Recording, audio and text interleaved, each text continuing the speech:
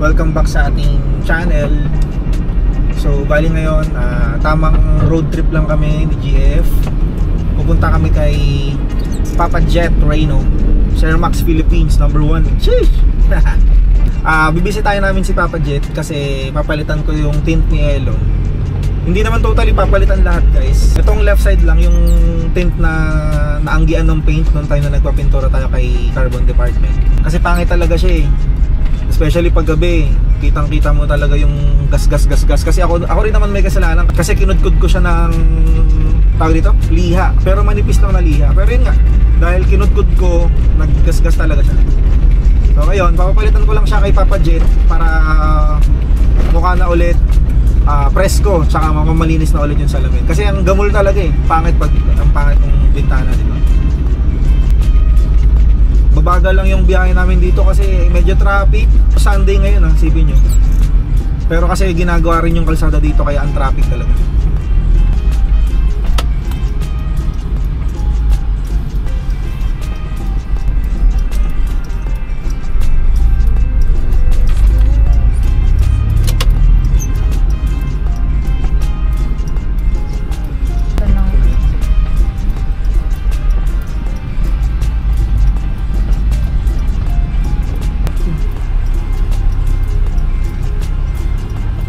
Ranzo.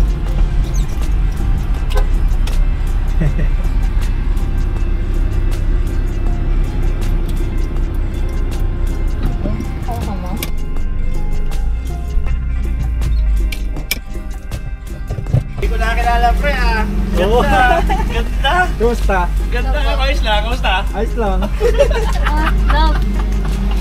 Hindi ko nakakilala. Kasi saan yung ano? Papa Jet, shout out. Hi! Hindi mo nakilala? Hindi ko nakilala, pre. Ganda na. Parang mag-ano kasi January to yung umpisahan eh. January ata? Oo. Kasi tapos na yung New Year. Okay. January. Pero mga third week ata to yung umpisahan o second week. Yung after, Siguro. Basta after nung pumunta, sinimulan na to. Oo. Oo, kaya yun. Guys, Kuya Jet, ganda na lang siya, panlamig. Kasi araw sa aircon. Totoo. Oo, ano yan, 4 horsepower pero yun, isa sa mga pinag-ipunan namin para komportable yung mga customer. Tsaka, syempre mga may trabaho. Tsaka pati kami. Zero Max #1. So, andito kami sa Zero Max ulit. Ayan, may customer si Papa Jet. Tatambay lang talaga din tayo dito, guys. Tsaka na-miss ko na to si Kevin eh. Oo. Hindi na napapasyal dito, busy. Busy, dahil vlog. Shoutout din pala kay JD Maulers, Sir Joseph. Yun Papi. Favorite ko yan. Recommended ko yung talaga si Joseph talaga. Binuo niya na yan. Naka-full exhaust na to? Naka-headers na din. Headers to, ano din niya, anong muffler ang gamit? Chambered lang. Pero siya rin gumawa? Siya rin. Oo. Actually, yung nagpa-cutback din ako, siya rin ang gumawa. Sabi ko, hindi na ako kailangang maghanap pa ng siya na lang din pinagawa ko. Pero ayos naman. Solid. Oo, solid talaga si Solid Joseph talaga. JDM #1. JDM #1 yan. Si Joseph. Yung pa lang, doon pala siya sa Palamitan, nakilala ko. Yaris siya, nang tumira ng Nexus Square. Maganda siya gumawa. Tsaka grabe pinagbago ng mo. Ang laki.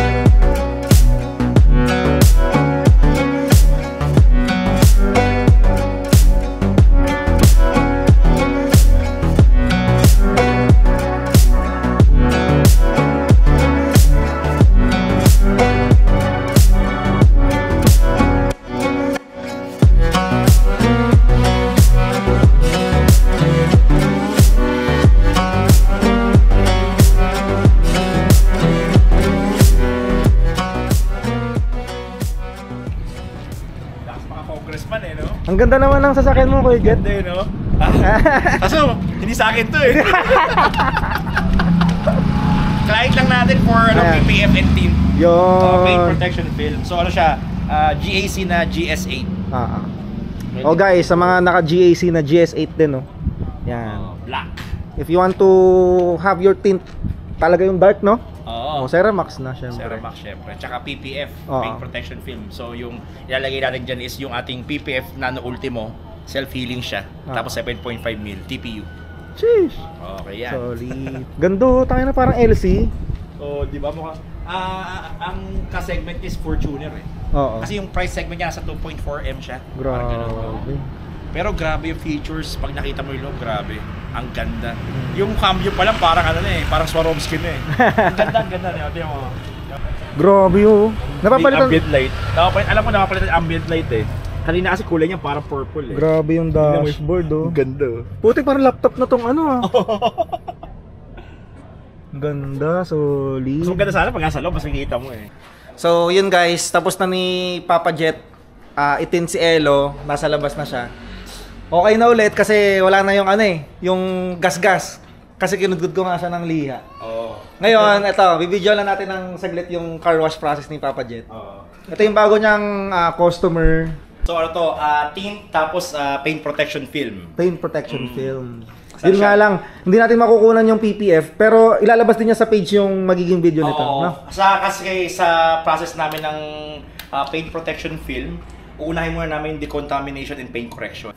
So yung part ng paint protection film process namin is yung decontamination and paint correction. So alisin muna namin lahat ng contaminants. Like yung mga acid, yung mga asphalt, and lahat ng mga chemicals na kumapit sa paint. Para paglapat ng PPF, mas mag-adhere siya ng maayos and wala siyang mga bukol, mga ganun. Mas matagal pati ang ano niya. Yung buhay. Yung buhay, oo. Kasi syempre, mag-PPF ka, lahat ng anything na nandiyan sa paint, pagka pinatungan mo, Lalabas at lalabas eh. Oo, di ba? Bubukol siya eh. Correct. So ito, kaya natin i-spray ng mga chemical. Meron tayong mga, yan, tulad niyang mga trisap, meron tayong mga... Yung mga etchas. Etchas, yan, medyo napabayaan na ng konti siguro. Baka di alam ni customer na ano na... Nalalagyan ano. Nalalagyan. Kasi meron talaga yan. Meron talaga yan. Correct.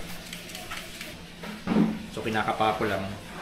So yan. So hindi na siya pwede patagalin ng ano. Kailangan natin siya i-rinse sa tubig para tsaka pag nakikita mo to, Kevin, no, makikita mo may mga meron tayong nilagay na iron fallout. So yung mga iron deposits like iron dust, yan. Nakikita mo nangingitim siya, oh. Oo. Pumapatak siya. Kaya tinatanggal din namin. Kaya may in-spray ko kanina na chemical eh. Oo. Yun yun. Ang galing. Kasi sa mga contaminants na kilala natin, may mga contaminants na kumakapit sa wash mitt. Pag kiniskis mo, magkikreate siya ng gas-gas. So yun ang pinaprevent natin mangyari. Para hindi tayo masyadong humaba yung process ng paint correction. Kasi sa paint correction kasi, yung mga hindi natin madadaanan ng PPF or ng film, ano natin siya, lalagyan natin siya ceramic coating. So combine to. Yan, for example, itong grills, yan. Kukoating natin yan kasi hindi naman, well, kung lalagyan mo ng PPF isa-isa, abuti ka siyam-siyam. Siyam-siyam yan.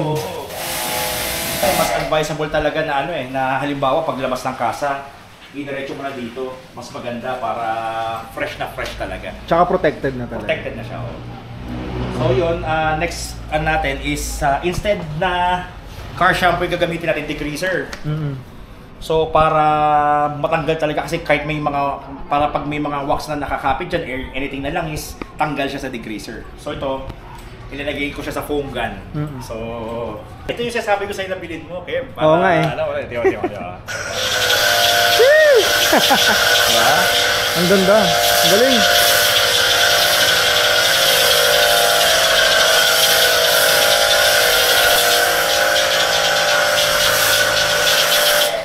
Ang galing. Ang bilis ng trabaho pag ganyan, ano? Oo. Meron kaming rinse bucket, no? So wash mitt. Sausaw muna, basahin muna natin. So ito, mag-work ako ng 1 panel at a time or 1 to 2 panels. Nakikita mo yung dirt, di ba? Oo, meron diba? siya. Ngayon, rinse mo siya. Tiga. Malinis na ulit yung ano mo, wash mitt mo. Correct. Oo. Yan guys, additional information sa mga nagse-self, yung mga DIY car wash. Do ito, meron dapat kami soap bucket na pero hindi na kami gumamit. Oo. So, yan. Ang ginagawa ko pababa, mas maganda. Kasi mas maganda rin na mas madumi kasi usually yung ilalim ng kotse, di ba? Yes. Yun pa lang mayroon ng mga parang buhangin or something. Oo. Hindi ko muna aning sa doors kasi for sure meron yan. So, Wash ulit. kiskis sa wash sa grit guard. Oo. Pagka mo sa labas, malinis na ulit siya. Pwede ka na ulit mag-start sa isang panel ulit. Correct. And work your way down. Yan. Yan. Hindi ko na siya babalik dahil madumi na ulit siya. So, repeat lang process na yan. Hanggang sa matapos mo yung buong kotse. Supposedly, 3 bucket method to eh. Medyo na-excite. Nag-skip. Yan. Yan. So, yan siya. So, maghaya ko na si Axel na muna. Mag-start na tayo mag-rinse.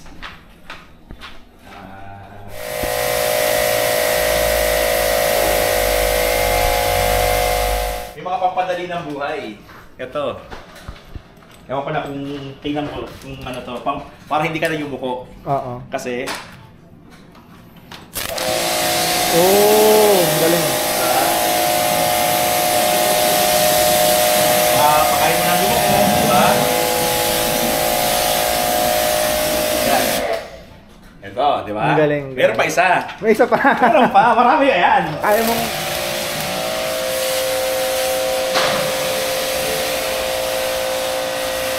Yan ang mga investment na Good investment, kumbaga. Good investment